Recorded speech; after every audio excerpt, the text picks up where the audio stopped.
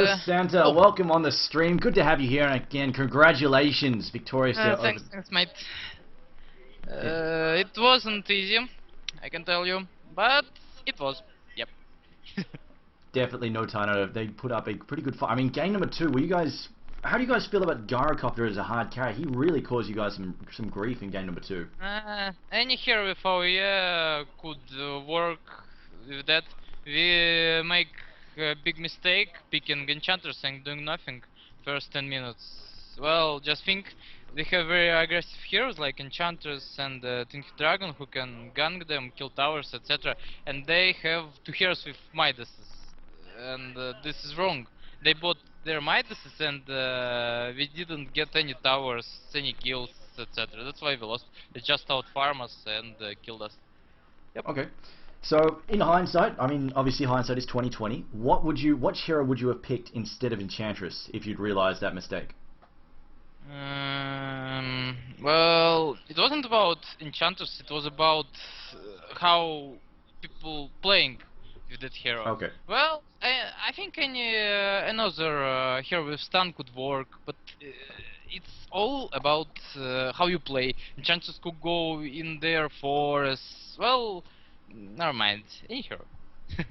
Okay then. So, I mean, game number three, obviously, that was pretty damn tight. I mean, Phantom Lance is a hero that doesn't get picked very often. What's your take on him as a hard carry? Do you think he's viable, or is more of a niche thing in this case? Well, I think it's pretty awesome hero. Just people almost forgot about him. Well, it was picked in first Dota, and now we're picking from time to time in the second Dota. Well, it's really a strong hero versus some carry without all your spells like Void. Well, he just don't know what to focus, and it's really good hero versus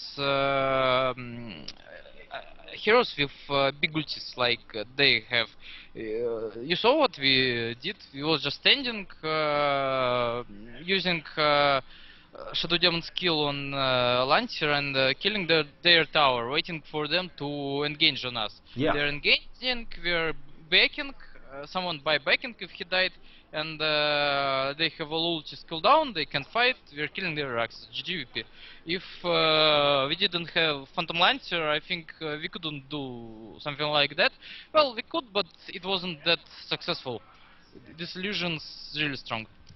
Yeah, I saw you do it in game number one as well. You were using that whole bait with the illusions, so basically force them to get out from the tower with Luna as well. And Yeah, that's pretty strong. speaking of which, obviously no Tana, they fell to in game number one and game number two. What do you think they could have done better in those games? What do you think was their biggest mistakes? Well, it's like our mistake in the second game. Enemy has stronger heroes in late, buying Midases, and you're doing nothing first 10 minutes. And Noitide Hunter, they're playing almost all the time like that. Their hardliner farming, their middle guy farming, their easy guy farming, and first 50 minutes they're farming. Even if they're going at hardline with triple, all what they're doing, it's the spawns of ancients, of woods, and they're farming with Gyrocopter and Sven. That's their playstyle. And to win in this game, they should just play more aggressive, I think. But it's not their style, so I don't know what to do. Play better with their style. Die less. When you're playing passively, you just have to don't die and farm your items and win. Oh. Okay. Yeah, no, I get what you mean. It's obviously their style. They do indeed like to farm a lot. I guess you guys definitely did a good job of cutting them up and putting that pressure on and really making it difficult for them to find that farm. Now, obviously, you guys are going to be playing against whoever wins between Mouse Sports and Absolute Legends. Do you have any thoughts on that upcoming match that'll be on the 17th? No thoughts. We played versus them and we won at Star Ladder, and well, we'll just play like we always play, nothing much. If you play good, we win. If you play bad, we lost. It's always like that. Okay then. And just one last question here. Are there any heroes you think that haven't been ported over from Dota 1 yet that you think will make a fairly big impact on the Dota 2 scene? Yeah, sure. It's two heroes.